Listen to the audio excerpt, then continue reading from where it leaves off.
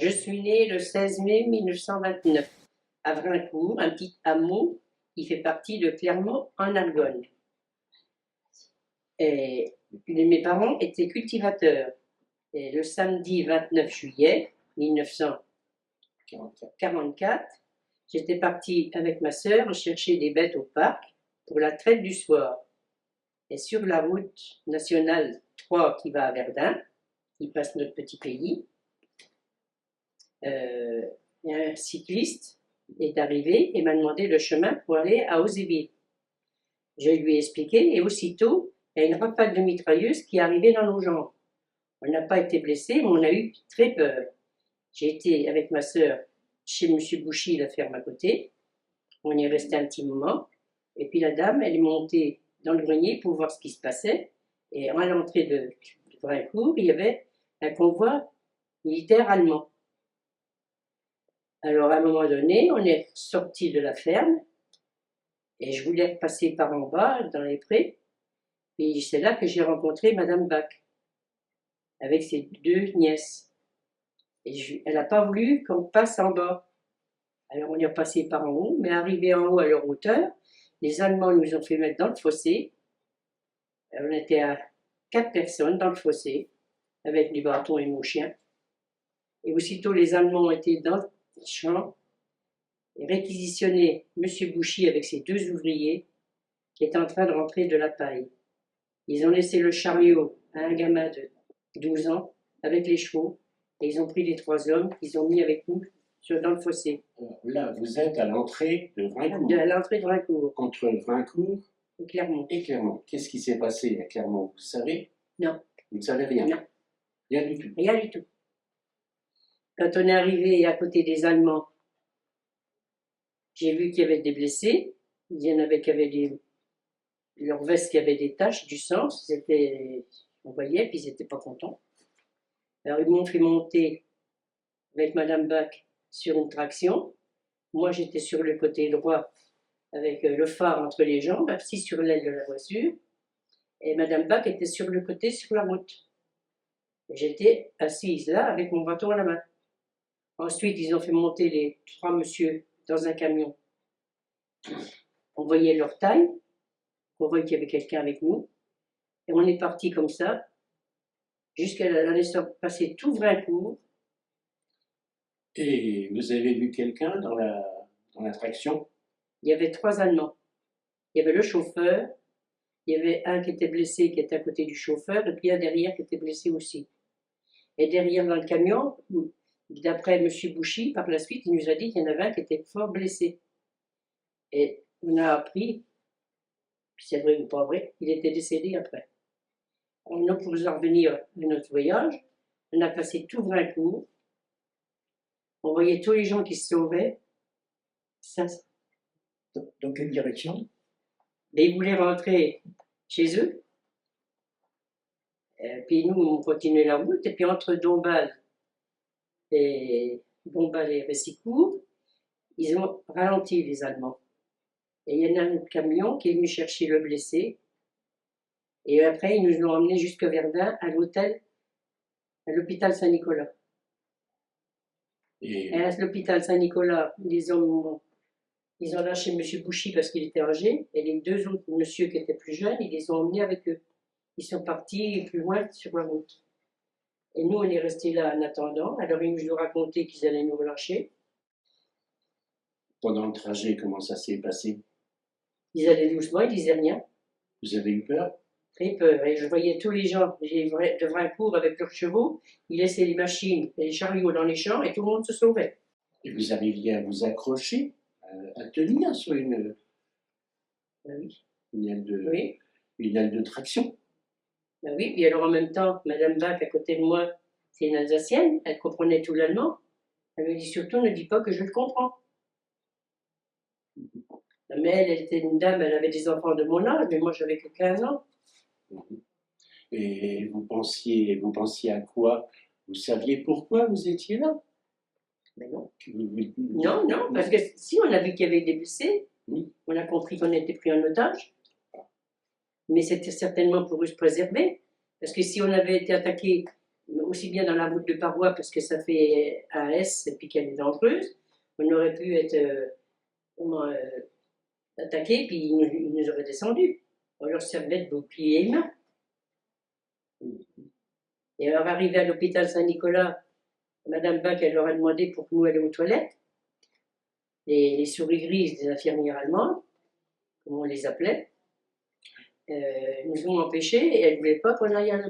Ils ont répondu qu'on pouvait crever avec. Alors, c'est des civils à côté qui ont bien voulu qu'on aille aux toilettes chez eux. On y était l'une derrière l'autre avec une sentinelle qui nous gardait à la porte. On est revenu dans la cour. Madame Bach, elle a demandé à une dame si elle pouvait pas me prêter un gilet parce qu'au mois de juillet, les nuits sont fraîches. Donc j'avais un pullover qui était tout troué partout. Je ne sais même pas qu'est-ce qu'ils en ont fait parce que j'ai jamais revu. Et puis ensuite, ils nous ont lâchés en nous disant ben, vous allez pouvoir repartir et tout. Puis alors on a cherché, dans Verdun, ils ont cherché un petit café. On a couché là. Moi, je voulais aller, on avait des amis à Verdun, moi je voulais aller chez eux. Puis monsieur et madame Bouchy, non, monsieur Bouchy et madame Bach n'ont pas voulu. J'étais qu'une gamine, ils n'ont pas voulu m'écouter. Et puis on a couché là, puis le lendemain, on a quand même été chez monsieur et madame Louillot. Parce que monsieur et madame Louillot, c'était la maman de monsieur Louillot, elle habitait à côté de la ferme et elle tenait la cabine téléphonique. Alors, monsieur Louillot, quand il nous a vus, il a prévenu sa mère en disant qu'on rentrait. Et ils nous ont prêté des vélos, et on est reparti en vélo. Jusqu'en revenant, un passage à niveau à Regret ou à Verdun, là, où c'est à la sortie de Verdun, on a vu les camions allemands qui passaient, et moi je ne les ai pas vus parce que je me suis retourné trop tard, mais monsieur Bach et madame Bach et monsieur Bouchy ont vu mon père dans le camion derrière. Alors c'est là qu'on a dit qu'est-ce qui se passe. Puis on est rentré directement à la maison, et après on a su que papa était parti. Donc votre papa, comment il s'appelait? Ernest Albin. Il n'avait même pas 40 ans. Il était dans le camion Avec les avec tous les autres. tous les autres Allemands et surtout tous les autres otages de Clermont. Clermont. Alors, après que j'étais là, papa, on a su, quand il a voulu aller à Clermont, c'était un dimanche matin, peut-être faire des coups, je ne sais pas quoi, et il y avait une charcutière, Madame Lambert, il me semble que c'était son nom-là, elle a voulu cacher mon père, elle lui a dit venez, je vais vous cacher dans le saloir. Au moment qu'il voulait rentrer dans la maison, ben, les Allemands lui ont mis la main sur le dos et puis ils l'ont emmené avec les autres. Et une anecdote encore en plus, on avait un ouvrier qui était un peu plus jeune que mon père, ou pareil, mais lui, c'était plutôt un nomade qu'autre chose, c'était un homme des bois, il promenait toujours en savate, en godasse, jamais en vélo, jamais, toujours à pied, avec sa brouette. Puis il se rasait seulement tous les 8 jours. Et ce monsieur-là, quand il a passé, les Allemands, ils ont vu qu'il était vieux, qu'il n'était pas bien, ils lui ont dit Raoust, puis il est parti. Alors il a eu la vie sauve à cause qu'il était comme ça. Et tous les autres sont partis. On ne les a jamais revus. Et quand est-ce que vous avez su un peu plus? Par exemple, à quel moment vous avez su ce qui s'était passé à Clermont la veille? Oui, on a su après qu'il y avait eu une attaque par les FFI ou je ne sais pas qui sont cachés dans les maisons puis qui ont tiré sur les Allemands. Alors, mais c'est des drôles de souvenirs. Et votre papa, vous avez eu des nouvelles? Mais ils ont été pris, ils ont été à Écrouves, à côté de Nancy. Il nous a écrit, on a une lettre de lui, il nous a envoyé avec ce qu'il fallait faire à la maison. Et puis, au moment, elle se retrouvait toute seule avec 5 enfants, de 15 ans à 3 ans et demi. Il lui a fallu qu'on se débrouille tout seul. Là, on est donc en juillet 44. Oui. Et vous avez su quelque chose à quel moment? Ben, il y avait des gens de Clermont qui s'étaient, je ne sais pas qui avec quoi qu'ils ont fait, ils sont été à Écrouves, ils leur ont porté des colis. Je sais que ma mère avait fait des colis, elle avait fait cuire du poulet, un poulet, elle avait donné du linge propre pour eux là-bas. Et puis un jour, ils nous ont dit qu'ils étaient partis en Allemagne. Et après, on n'a jamais eu plus de nouvelles. Sauf Le décès. 2 jours avant la libération du camp. Vous avez su de quoi il est décédé, votre papa? Comme tout le monde, de faim. C'était un homme qui faisait 85 kilos, il est peut-être resté, je sais pas, moi, peut-être à 30 kilos, j'en sais rien. Vous saviez dans quel camp il était? Vous l'avez su après? Mais quand on y est décédé, au début, on ne savait pas. Mhm. On ne savait pas où il était. Après, on a tous su ce qu'ils étaient, les camps qu'ils étaient et tout, mais je sais que le camp où il était, lui, c'était un camp qu'ils étaient dans la boue. Et c'était un camp, lui, soi-disant qu'ils étaient 40 Français, 40 et qu'il y en aurait 2 qui seraient venus seulement sur les 40. C'était un camp qui était très dur. Et puis ceux qui allaient à Auschwitz, c'était encore pire. Parce que ceux-là, ils ne revenaient pas du tout.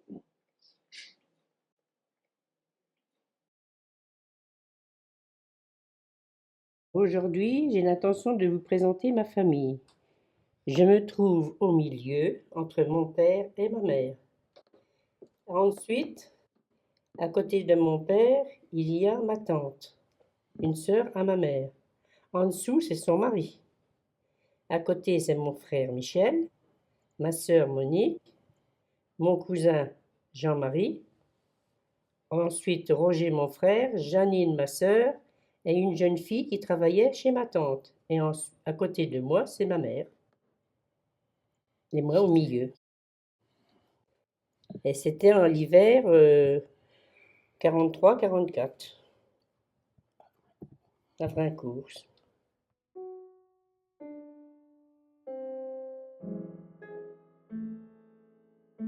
Qui es-tu déjà? Michel Albin, né en 1938 à Clermont-en-Argonne, j'habitais à Brincourt. Donc je me souviens peu de mon père, j'avais 6 ans. La seule chose que je me souviens de lui, avant qu'il parte avec les Allemands, j'avais 6 ans, mais je me souviens, il m'avait assis sur ses genoux. Donc c'est la seule chose dont j'ai le souvenir avant qu'il ne parte.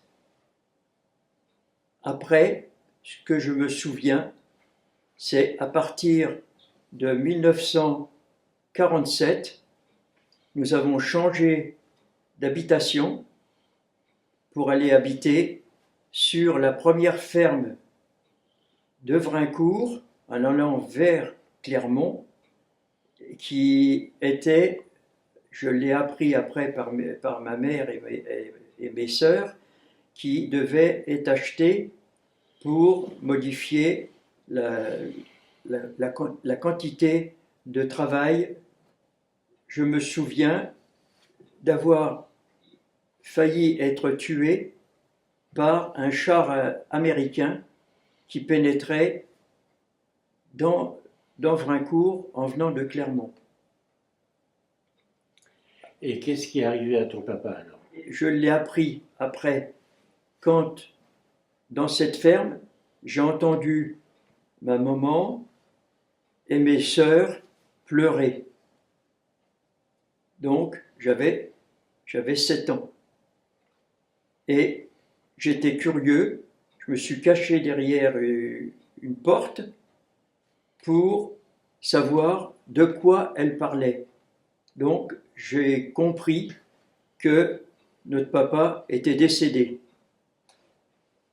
Et quelques jours après, nous avons dû quitter cette ferme et nous sommes partis sur la route de Brincourt à Sainte-Ménéhould avec tous les animaux. Donc nous étions à pied, nous avions des charrettes, nous avions tous les habillements et tous nos meubles sur une grande remorque qui servait à entasser les gerbes quand on faisait la moisson. Et les vaches, je les suivais sur la route avec mes frères et sœurs, et Geneviève et notre maman conduisaient le convoi. Et à pied, nous avons fait 35 km pour arriver dans un village qui s'appelle Argé, dans la Marne.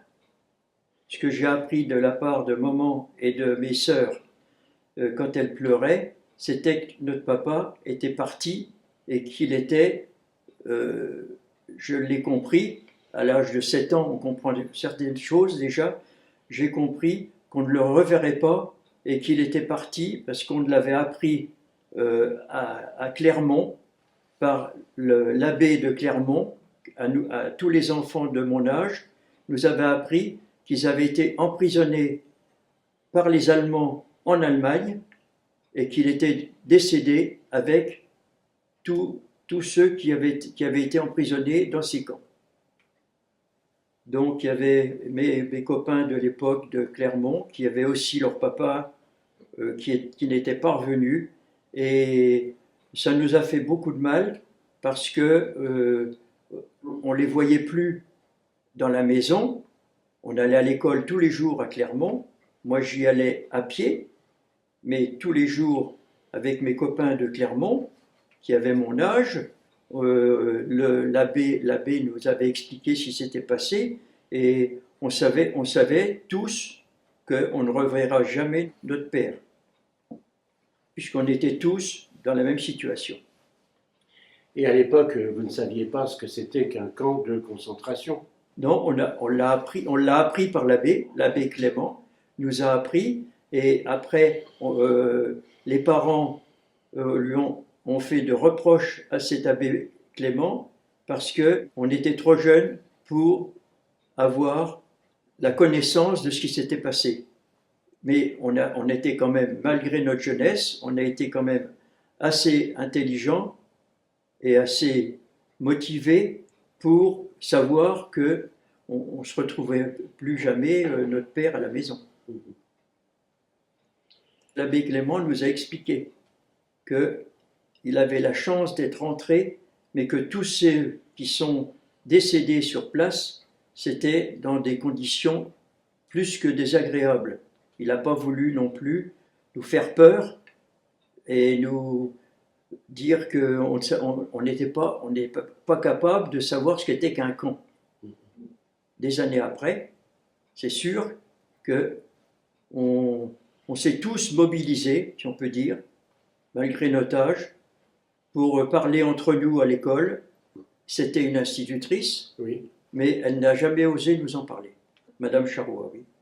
On s'est rendu compte qu'il y avait quelque chose, mais c'était certainement par rapport à l'âge qu'elle ne se sentait pas l'autorisation de nous dévoiler des choses, hein, comme l'abbé Clément, pareil. il aurait pu être plus attentif, plus... Ah non. Nous, à cette époque-là, on était contents de se retrouver, parce que, comme des gamins de cet âge-là, contents de se retrouver tous ensemble, et puis on pensait surtout à faire notre travail à l'école, quoi. C'est tout, hein. À écrire, à faire ce qu'elle nous demandait de faire, ça s'arrêtait à là. Et l'école, c'était à Clermont, il n'y avait pas d'école à Brincourt. Non, il n'y avait pas d'école à Brincourt. Et ton papa était à Brincourt. Oui. Pourquoi il a été arrêté? Alors ça, l'abbé Clément nous l'a expliqué. Ils ont été enlevés parce que des gens ont mitraillé un convoi et qui sont tous partis en camion à une destination inconnue. Voilà. Et il nous a dit, lui par contre, il nous a dit que c'était simplement une destination inconnue. Il ne voulait pas non plus nous apeurer. Puis on n'aurait peut-être pas compris. Et il habite Brincourt. Pourquoi il est arrêté?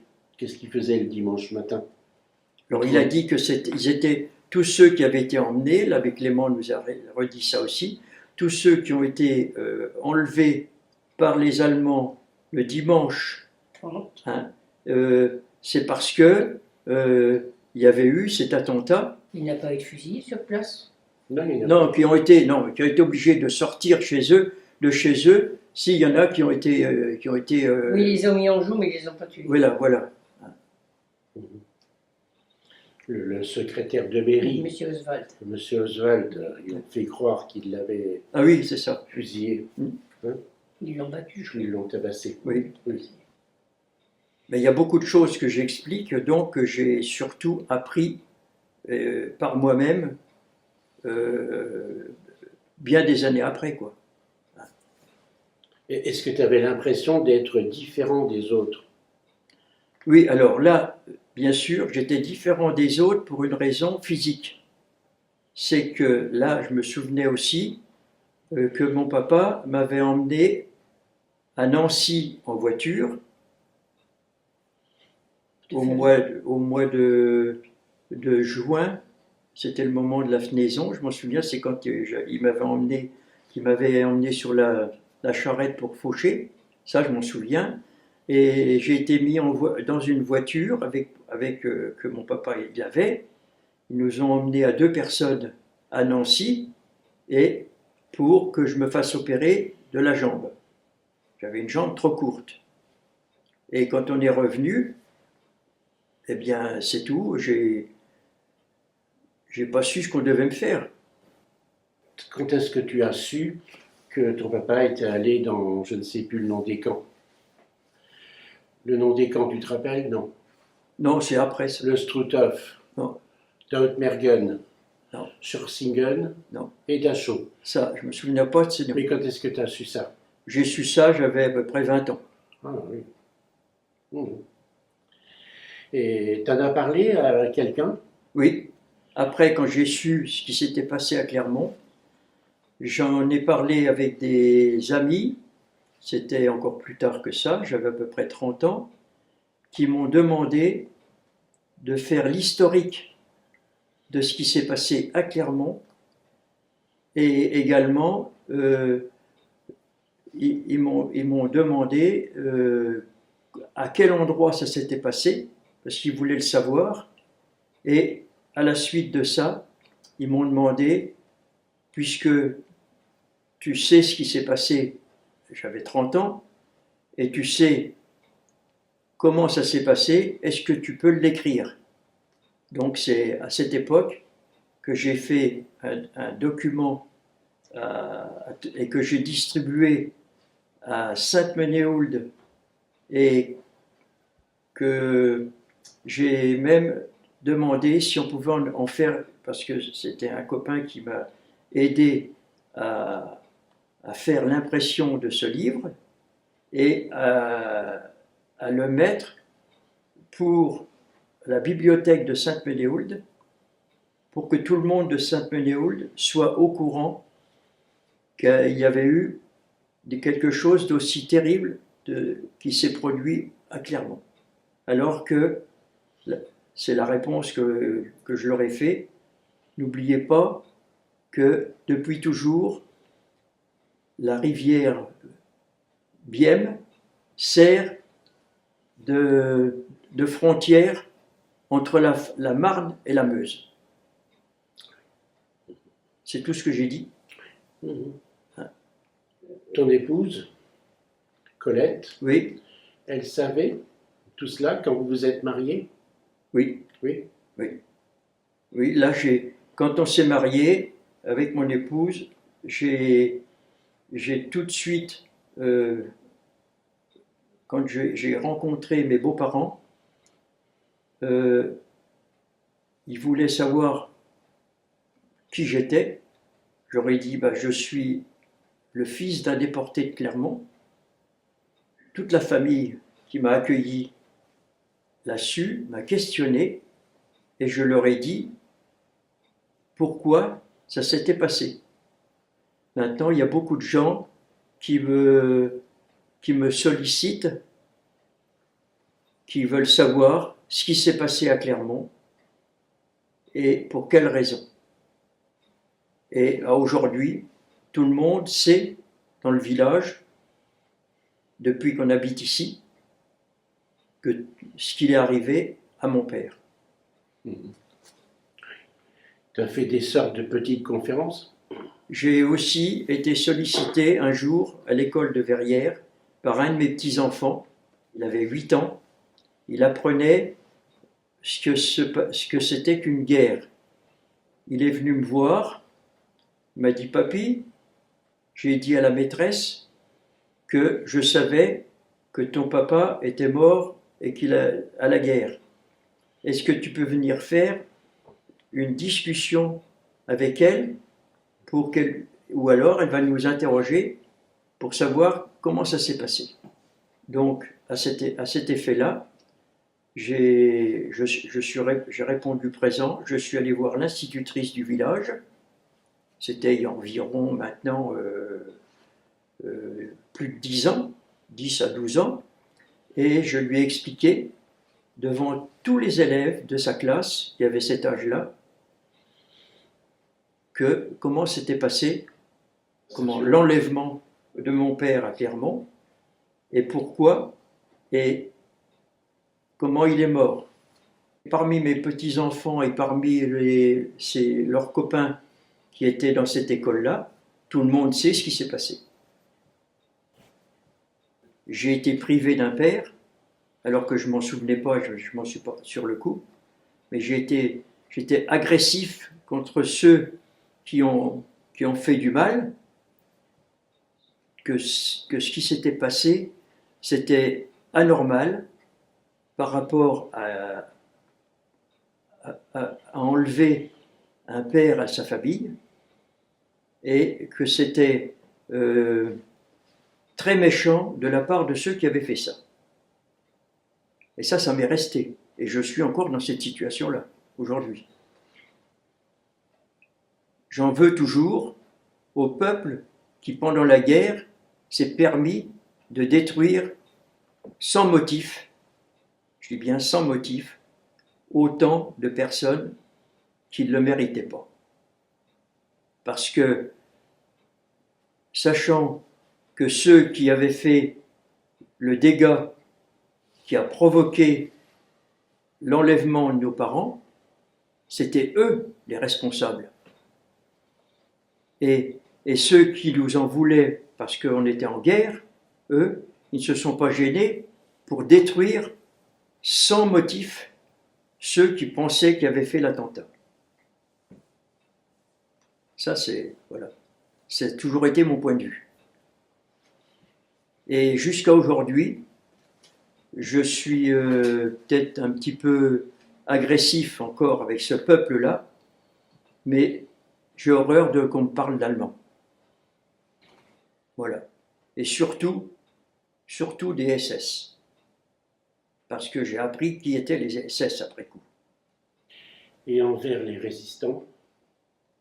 Et envers les résistants, j'ai appris que beaucoup ont fait n'importe quoi et qui ne se rendaient pas compte que si ils se faisaient prendre, ils allaient se faire fusiller, et que d'un autre côté, ils ont créé des attentats et ils ne se sont jamais excusés.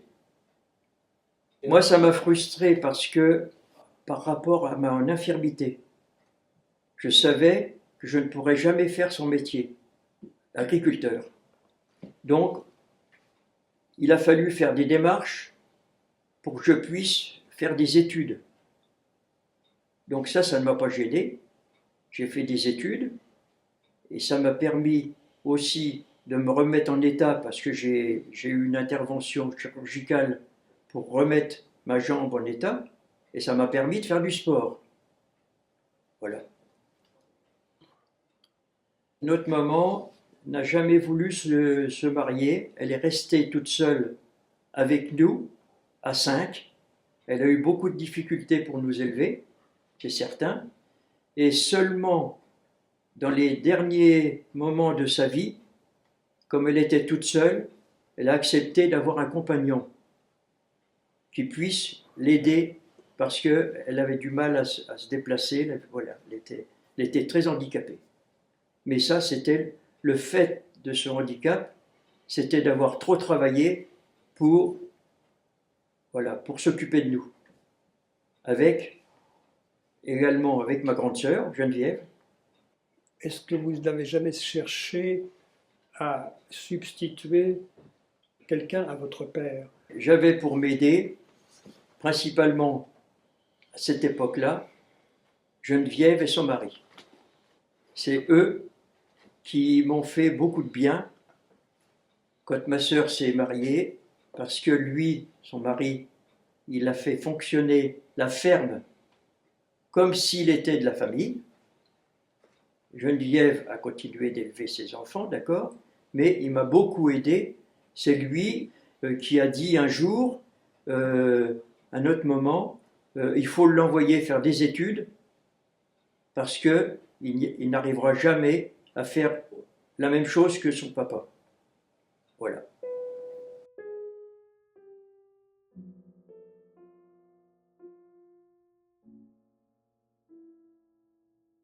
Concernant le village où on est arrivé, là j'avais quel âge? J'avais 9 ans.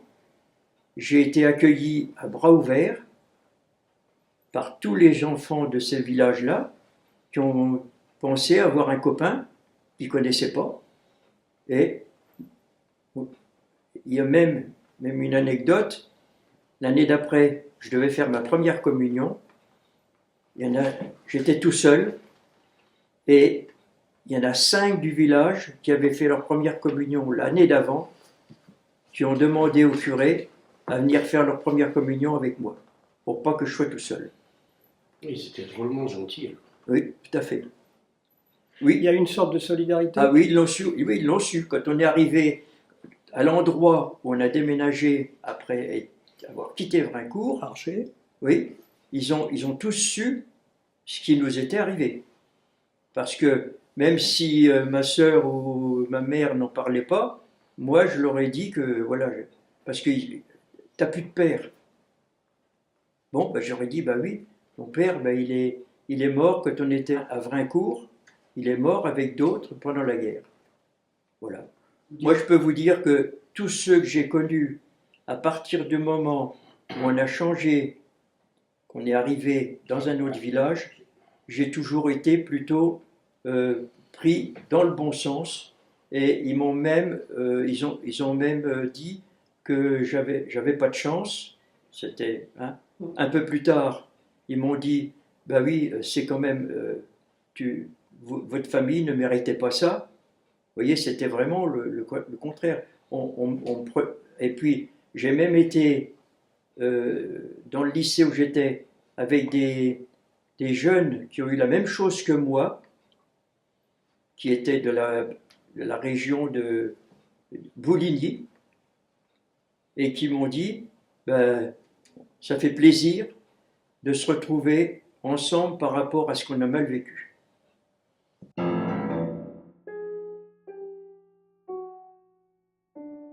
C'était vraiment des gens qui ont fait des saloperies en France. Voilà, c'était carrément l'expression. Hein. Beaucoup me l'ont dit. Et qu'eux, ils n'ont pas vécu, ils ont eu la chance de ne pas vivre la même chose que nous, on a vécu. Oui, tous ceux qui avaient mon âge, quand j'étais au lycée, par exemple, quand j'avais 17-18 ans, et ils m'ont dit, bah, on est dans la même situation, mais qu'est-ce qu'ils nous ont fait comme saloperie, et qu'est-ce qu'ils ont fait comme destruction dans d'autres pays de la France à l'époque. Attention, il n'y avait pas que Clermont, il y avait tous les endroits. Alors ça, à chaque fois, ben, à un tel point, c'est que quand on va dans ces régions-là, nous, après coup, pour disons, se rendre compte nous-mêmes qu'il y en avait qui avaient vécu des choses plus atroces que nous. C'était des tueurs et des assassins, sans respect pour personne. Ou alors, de mettre même des enfants dans des endroits et de les brûler ou de les tuer. Ils ont massacré des gens dans énormément de pays. Ils l'ont fait avant de faire la guerre à la France. Hein, à chaque fois avec des tueries, avec des bises dans les camps. Pourquoi? On n'a pas donné les mêmes avantages, parce qu'il y a eu des avantages financiers après, pour aider nos parents, pour nous faire reconnaître, d'accord? Et pourquoi qu'on ne l'a pas fait à ceux qui n'étaient pas juifs? On l'a fait depuis la reconnaissance. Non? Oui, mais Parce pourquoi? Parce que ce sont les juifs, Parce que vous êtes battus. oui, et parce que les juifs nous ont prévenus que de toute façon, on les avait aidés financièrement et que le responsable politique qui a mis ça en place, sa femme était juive, et pourquoi qu'il ne l'a pas fait pour les autres? Il a fallu que ce soit un autre qui soit comment, c'était le Premier ministre à l'époque, c'est un autre Premier ministre qui a dit, il n'y a pas de raison, il y a eu quand même une erreur monumentale, on a aidé après coup financièrement les enfants de juifs, mais pas les enfants non juifs. C'était Jospin. Voilà. C'est Lionel Jospin. Oui. Lui, sa femme était juive. Oui, c'est Jospin qui a octroyé une aide aux enfants juifs. Quelques années après, nous on s'est défendus parce que Ils ont les créé des associations. juifs nous ont prévenus en disant comment se fait-il que vous ayez des parents non juifs, comment ça se fait qu'on ne vous a pas récompensé de la même manière? Avec un ami de Clermont, un jour, il m'a appelé, il m'a dit, pour se défendre, on va faire une association à Clermont, est-ce que tu veux m'aider? On l'a élu président et moi, ils m'ont élu vice-président. Quelques mois après, quand j'ai été sollicité par les gens pour savoir ce qui s'était passé à Clermont, j'ai eu une demande de la Marne, là je ne parle pas de notre région, de la Marne. Ils m'ont dit, on a appris, parce que j'avais fait un article dans l'Union, en expliquant ce qui s'était passé, ce qu'on avait. Ils m'ont dit, est-ce que tu pourrais nous expliquer ce qui s'est passé à Clermont? Donc, j'ai fait venir Pierre, le frère, c'est comme ça qu'on s'est connus à l'époque, et puis j'ai demandé au maire de la commune de Clermont pour avoir une salle des fêtes. J'ai envoyé une convocation à tous ces gens qui m'ont sollicité, où je les ai appelés, et il a fallu qu'on présente notre programme de la déportation avec Pierre 2 fois dans la même journée. On a eu à peu près 150 personnes qui sont venues nous voir de la Marne, et plus de Clermont, mais malheureusement, c'est ce qu'on a remarqué après tous les deux, il y en a eu moins de Clermont parce qu'ils ne voulaient plus entendre parler de cette affaire-là. Autre chose, est-ce que tu es allé dans les camps, voir les camps où est passé ton papa? Non, moi j'ai jamais voulu y aller. J'ai jamais voulu y aller. Par contre, j'ai un petit-fils qui a appris tout ce qui nous était arrivé.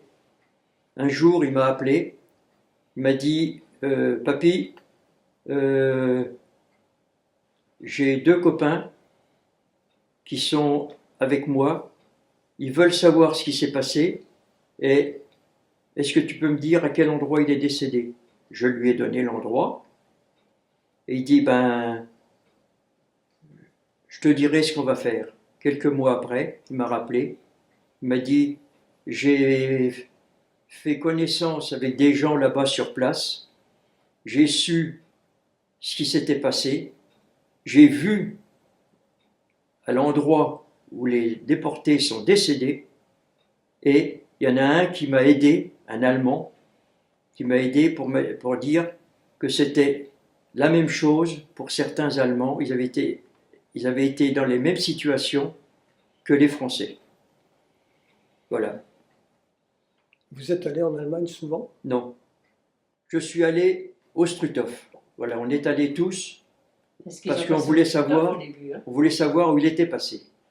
Donc après coup, on y est allé et il y a beaucoup de gens qui nous ont suivis, même si leurs parents n'étaient pas, qui ont voulu connaître. Alors après coup, maintenant, depuis, on peut dire que depuis que ça a changé grâce à M. Mitterrand et à M. Helmut Kohl, ils ont voulu un rapprochement entre les sociétés. Donc nous, on a vécu en Allemagne pour des rapprochements entre certaines villes, dont Sainte-Ménéhould, avec une ville d'Allemagne, qui eux aussi étaient catastrophés ces jours-là, de savoir ce qu'on avait vécu, et qui nous ont dit que c'était, qu'ils ne voulaient pas en entendre parler non plus.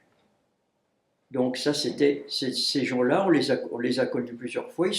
Ils sont venus à Sainte-Ménéhould, ils ont monté une chorale à Sainte-Ménéhould aussi, ils se sont rencontrés, et ils continuent de venir régulièrement maintenant. Il y a un rapprochement. Alors nous, on a dit, parce que ceux-là, ces gens-là, ce sont des gens qui ont souffert comme nous, donc on a accepté de les accueillir.